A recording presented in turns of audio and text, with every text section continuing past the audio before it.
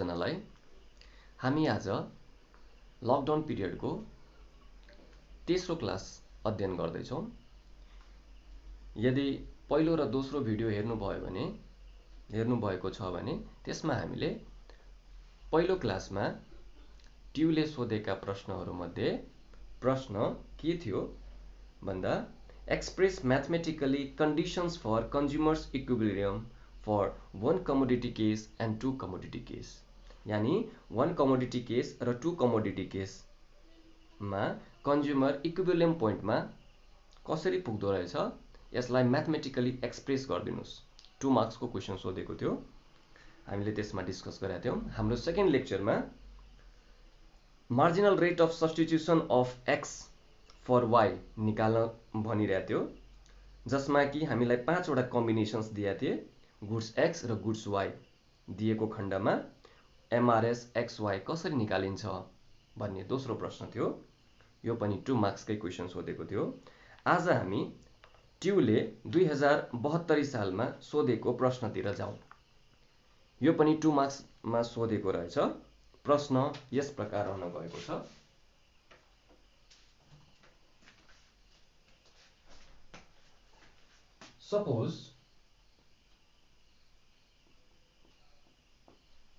Suppose price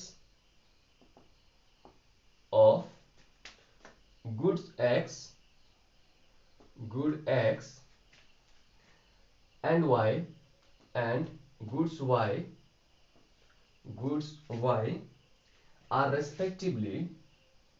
are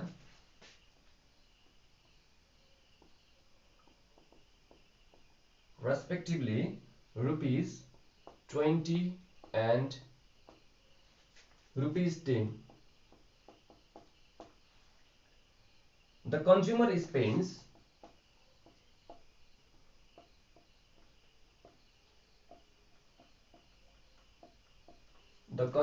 spends all of his money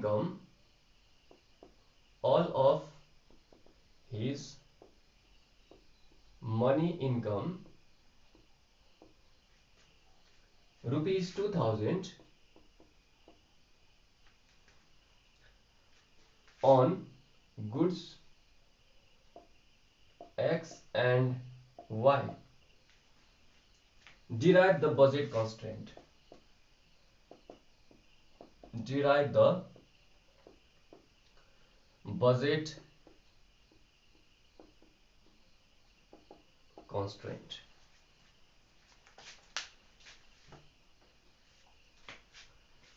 TU 2072 यसमा 2 मार्क्समा यो question सोधेको छ।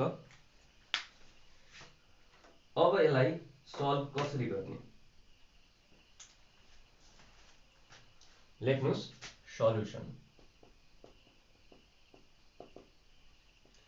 तपाईले यदि क्लासमा ध्यान दिनु भएको थियो भने हाम्रो प्याटर्न अफ स्टडी सेम रहनेछ। क्वेसनलाई सल्भ गर्ने प्याटर्न सेम रहनेछ।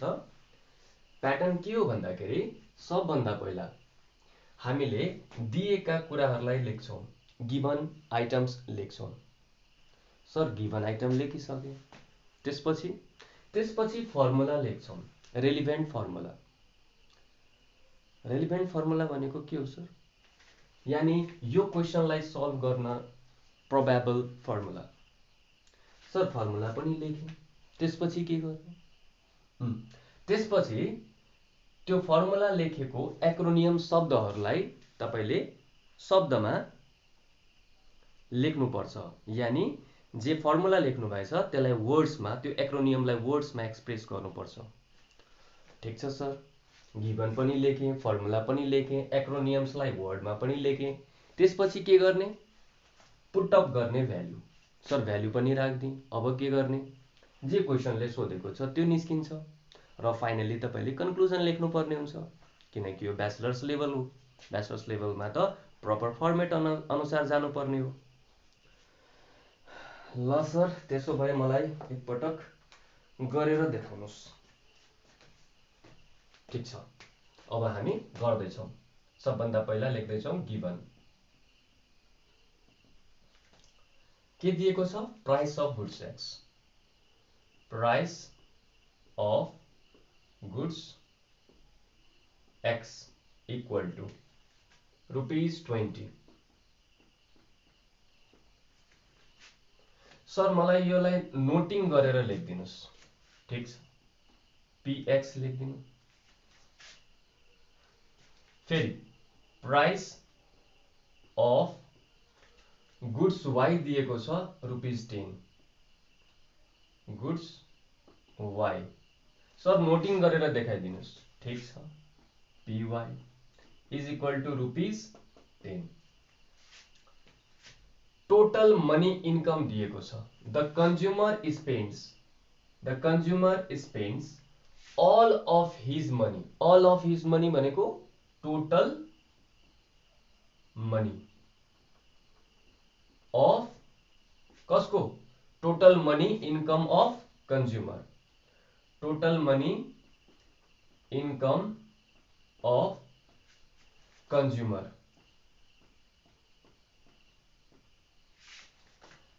सर मलाई नोटिङ गरेर देखाउनुस् एम सर एम किन लेख्नु भयो किनकि मनी इन्कम भनेर भन्दैछ त्यसैले हामीले एउटा शब्द एम लियौ सर कुनै कुनै किताबमा बी पनि लेखिएको हुन्छ के हामी यसलाई बी लेख्न मिल्दैन मिल्छ यसलाई टोटल मनी इन्कमलाई अर्को पनि कुरा भन्छन् यसलाई के भन्छन् त टोटल बजेट अफ कन्ज्युमर बी सर यो दुईटा एउटै हो total money income of consumer र टोटल बजेट अफ कन्ज्युमर हो यो दुईटै कुरा एउटै हो किनकि यसमा हेर्नुस् उले के भन्दैछ कन्ज्युमर सँग कति जम्मा पैसा छ जति जम्मा पैसा छ त्यति मात्र खर्च गर्न सक्छ तलको स्टेटमेन्टले भन्दैछ कन्ज्युमर सँग कति बजेट छ कति बजेट भनेको उसँग कति पैसा छ दुईटै मिनिङ सेम हो त्यसैले तपाई एम लेख्नुस् अथवा बी लेख्नुस् नोटिङ मा फरक पर्दैन this is equal to total ग्राहकसँग पैसा कति छ त 2000 अब सर मैले गिवन लेखिसके अब के लेख्ने अब फर्मुला लेख्ने यहाँ और लेख्नुस् यो अथवा यो दुईटा मध्ये कुनै एउटा लेख्नु होला फेरि दुईटै लेख्दिनु होला नि अब वी नो हामीलाई थाहा छ अन्डर प्राइस लाइनमा हामीलाई थाहा छ b बराबर हुन्छ p x into x plus py into y ओहो सर यो के लेखिदिनु भयो b is equal to px into x plus py into y यो कुरा त बुझिन हौ सर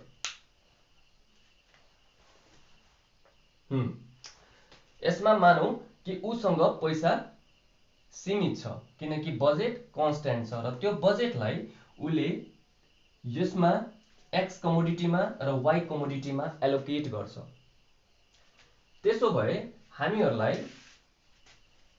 सेलिङ प्राइस भनेको थाहा छ sir selling price total sales अथवा टोटल कस्ट प्राइस गर्दाखेरि के हुन्छ टोटल कस्ट प्राइस भनेको के हो price into quantity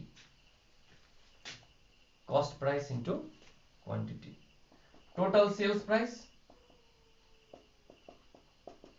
selling price per unit into quantity अथवा cost price per unit into quantity cost price per unit into quantity यही गरे हैन त्यसो भए यसको मतलब के हुँदो रहेछ एउटा युनिट प्राइस इन्टु क्वान्टिटी एउटा युनिट प्राइस इन्टु क्वान्टिटी यो भयो एउटा प्रडक्टको, अर्को प्रडक्टको एउटा युनिट प्राइस इन्टु क्वान्टिटी। त्यसरी हामीले यसमा एक्स कमोडिटीमा यति पैसा खर्च गर्यौं, वाई कमोडिटीमा यति पैसा खर्च गर्यौं, दुईटैलाई जोड्दाखेरि हामीले आफ्नो बजेटको सम्पूर्ण पैसा खर्च गर्दियौं। This is what logic. अब यसलाई हामी यो एक्रोनियम्सहरुलाई हामी शब्दमा लेखौं।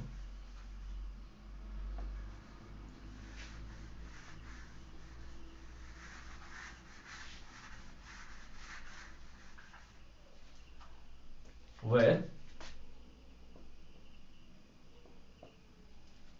B is equal to money, income or total budget of consumer. Px is equal to price of X goods. Py is equal to price of Y goods. X is equal to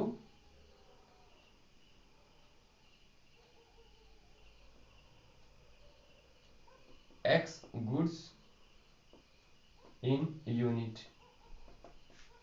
Y is equal to Y goods in unit. ठीक छ? यो हामीले के गर्यौं? यो हामीले नोटिङ गर्दियौं। Sir यो नोटिङ गर्नु जरुरी छ किनकि तपाईको लेभल ब्याचलर्स हो, नोटिङ गर्नु जरुरी छ। त्यसो भए अब हामी के गर्छौं? भ्याल्युज राख्छौं। राखौं भ्याल्युज।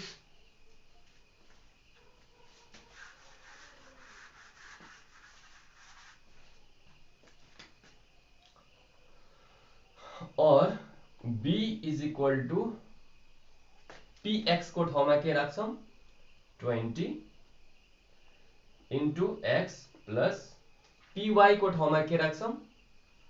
10 into Y. B को ठाउँमा के राख्छौं? B पनि दिएकै छ 2000 और 20x plus 10y is equal to 2000. सकिसक्यो। कुनै स्टुडेन्टलाई हैन सर यसो नि गर्न सकिन्छ नि सर, और 10 कमन लिन सकिन्छ, अनि 10 कमन लिँदाखेरि 2x plus y is equal to 200 आउँछ।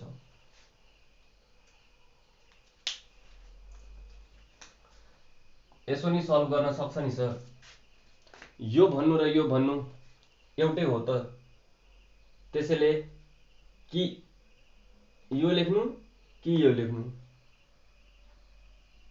यानी यो दुईटा मध्ये कुनै एउटा लेख्नु पर्छ। अनि के सर यसलाई फर्दर सल्युसन गर्नु पर्छ कि पर्दैन? एउटा स्टुडेन्टले त यस्तो लेखेको छ, अर्को स्टुडेन्टले यस्तो लेखेको छ, के दुवैले मार्क्स पाउँछ? अब्भियसली दुईटैले मार्क्स पाउँछ किनकि यसकै एलाबोरेटेड फर्ममा हो। त्यसो भए सर यसलाई सल्भ गरेर यो लास्टकै फर्ममा लेख्नु पर्छ? जरुरी छैन। इकोनोमिक्समा जरुरी छैन। इकोनोमिक्समा जरुरी छैन। यसको मतलब तपाईले यहीसम्म राखे पनि भयो। अब आउनुस् कन्क्लुजन तिर। अब आउनुस् कन्क्लुजन तिर। Therefore के सोधेको छ? Derive the budget constraint. Therefore, the required budget constraint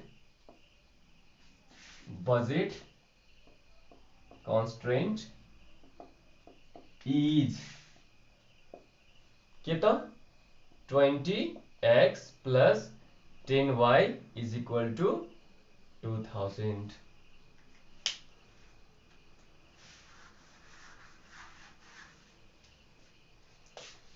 सक्यो।